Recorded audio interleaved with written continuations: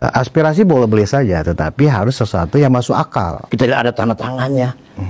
Saya nggak yakin kok Pak Tri bisa kejeblos seperti ini. Orang yang saya hormati loh, wakil presiden itu, Mantan Panglima ABRI. mantan Panglima, jenderal yang terganteng pada waktu itu.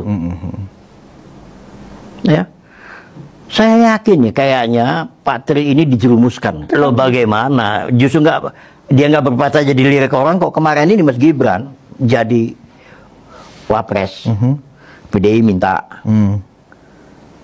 Anies minta.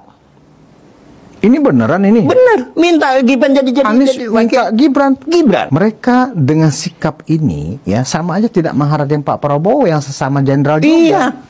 Kan begitu. Kalau mereka menghargai Pak Prabowo, ya kan? Nggak perlu ada statement seperti ini. Bangga dong seharusnya. Iya. Jadi menurut penilaian Bro Norman selama 6 bulan lagi cari celah sebagai wakil KSP, Kodari nggak kelihatan. Nggak ada. Kan dia kerjanya nggak perlu harus cengengesan semua akhirnya. Kekhawatiran bahwa Pak Prabowo tak akan bisa menyelesaikan masa jabatannya selama 5 tahun ini. Persisnya ada kekhawatiran bahwa Pak Prabowo akan meninggal atau berhalangan tetap dalam tahun-tahun ini. Yang bilang begini adalah mantan Kepala Badan Intelijen Negara Sutioso. Mantan Gubernur Jakarta ini menyatakan mendukung penuh tuntutan Forum Purnawirawan Prajurit TNI pada 17 April agar Gibran segera diganti. Sebagaimana dikutip dalam kanal YouTube Hersubeno Point, Sutioso bilang, "Kita doakan Presiden Prabowo Subianto selamat, sehat, bahkan 1 periode lagi." Tapi kalimat dia tidak berhenti di situ. Dia kemudian mengatakan, "Tapi andai kata amit-amit 08 berhalangan tetap, siapa yang jadi presiden?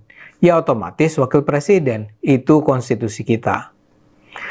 Menurutnya dia sangat ragu bila Gibran diserahi tugas menggantikan posisi Prabowo. Dengan model pemimpin seperti Gibran gitu, apa cukup menangani masalah negara yang sangat kompleks? Nasib bangsa ini dipertaruhkan, kata Sutioso. Saya percaya Sutioso bersikap jujur. Dia berharap Gibran diganti karena dia benar-benar khawatir Prabowo akan meninggal sehingga Gibran akan naik menjadi presiden. Menurut saya, Sutioso ini paranoid alias takut berlebihan. Dan kalau Forum Purnawirawan TNI itu berpikiran serupa, mereka juga paranoid. Mungkinkah Prabowo ditakdirkan meninggal dalam waktu dekat? Ya bisa saja, kan namanya juga takdir. Tapi tidak ada tanda-tanda sedikit pun yang menunjukkan bahwa Prabowo menuju ke kondisi itu. Usianya baru 73 tahun. Presiden Prabowo nampak sangat sehat. Saya yakin kondisi kesehatannya jauh lebih baik daripada Sutioso dan para purnawirawan TNI itu. Prabowo sangat mungkin menduduki jabatannya bukan hanya sampai 2029, tapi sampai 2034. Jadi kenapa pula harus membesar-besarkan kekhawatiran tak berdasar itu? Di sisi lain, kalaulah memang Prabowo terpaksa berhalangan tetap, munculnya Gibran sebagai pengganti adalah memang konsekuensi yang tak terhindarkan yang sudah harus dipikirkan ketika dulu bangsa Indonesia memilih Prabowo Gibran sebagai pasangan presiden wakil presiden. Itu adalah hal yang tak terhindarkan. Dulu pun ketika masyarakat memilih Jokowi Ma'ruf Amin, kita harus siap kalau Pak Jokowi berhalangan tetap, Presiden Indonesia jadinya ya Pak Ma'ruf Amin. Begitu juga dengan ketika masyarakat memilih Jokowi Yusuf Kala. Tidak ada yang luar biasa. Yang jadi luar biasa dan mengganggu adalah ketika kekhawatiran berlebihan itu diwujudkan menjadi gerakan politik yang mengadu domba bangsa. Kita kan sudah menjalani proses demokrasi pemilihan presiden wakil presiden secara langsung dan mayoritas bangsa ini sudah memilih Prabowo dan Gibran sebagai presiden dan wakil presiden.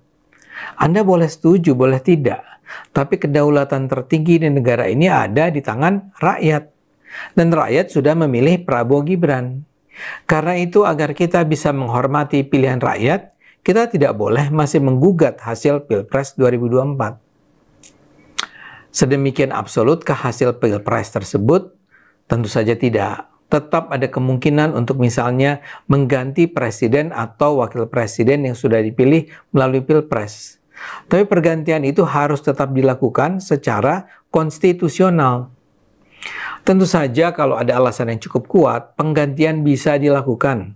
Sesuai konstitusi ada 3 alasan yang bisa menyebabkan Gibran diturunkan. Alasan pertama, bila dia melakukan pelanggaran hukum atau pidana. Kedua, bila dia melakukan perbuatan tercela. Ketiga, bila ada persoalan administrasi, misalnya dia sebenarnya tak memenuhi syarat administratif sebagai wakil presiden. Alasan pertama dan kedua sama sekali tidak bisa digunakan. Gibran jelas tidak melakukan pelanggaran hukum atau pidana dan juga tidak melakukan perbuatan tercela.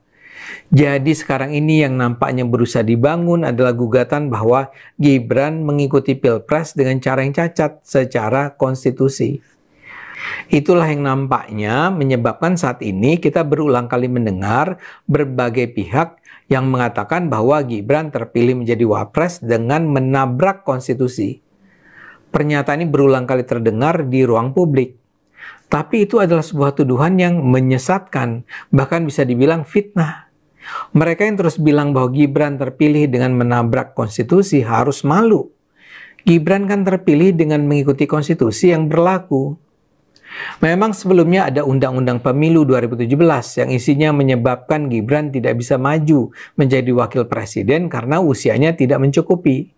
Dalam undang-undang itu dikatakan bahwa batas usia minimal presiden atau wakil presiden adalah 40 tahun, sementara usia Gibran baru 36 tahun.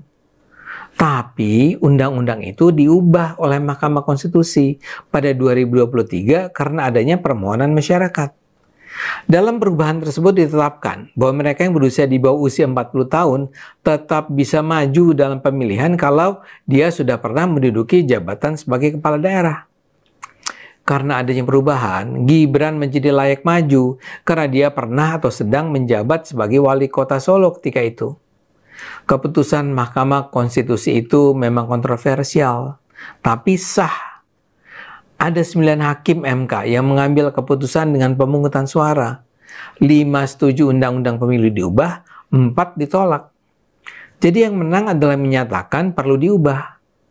Memang selisihnya tipis, tapi ya menang.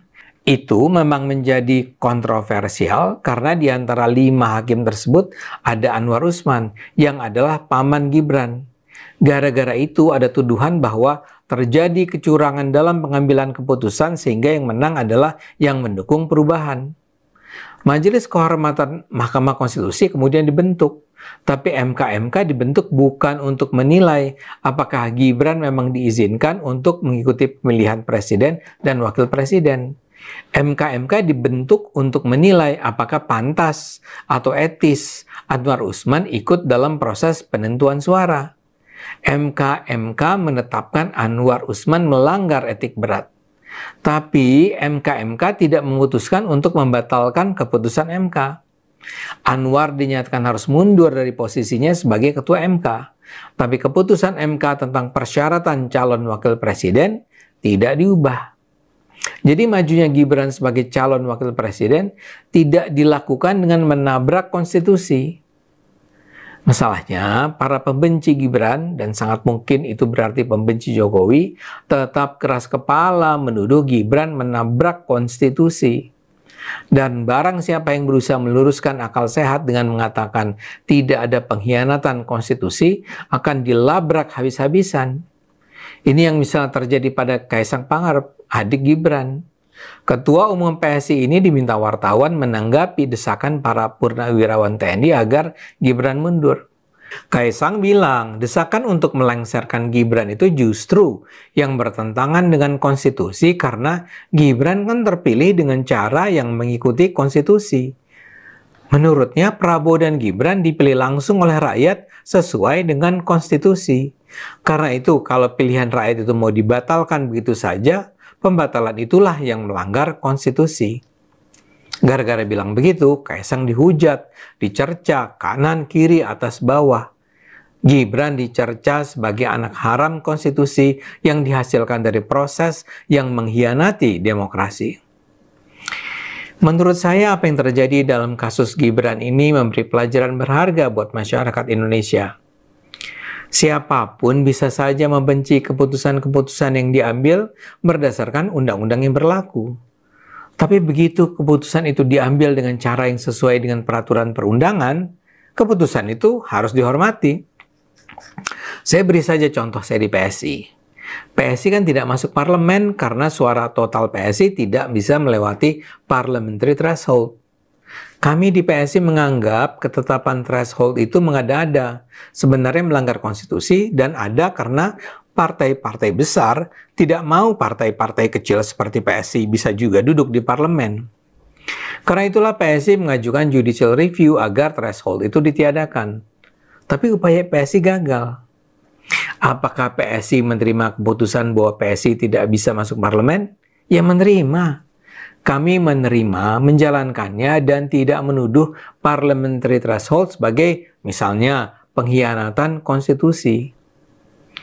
Mudah-mudahan bangsa ini dapat berpolitik dengan terus menggunakan akal sehat. Ayo gunakan akal sehat, karena hanya kalau kita gunakan akal sehat, Indonesia akan selamat.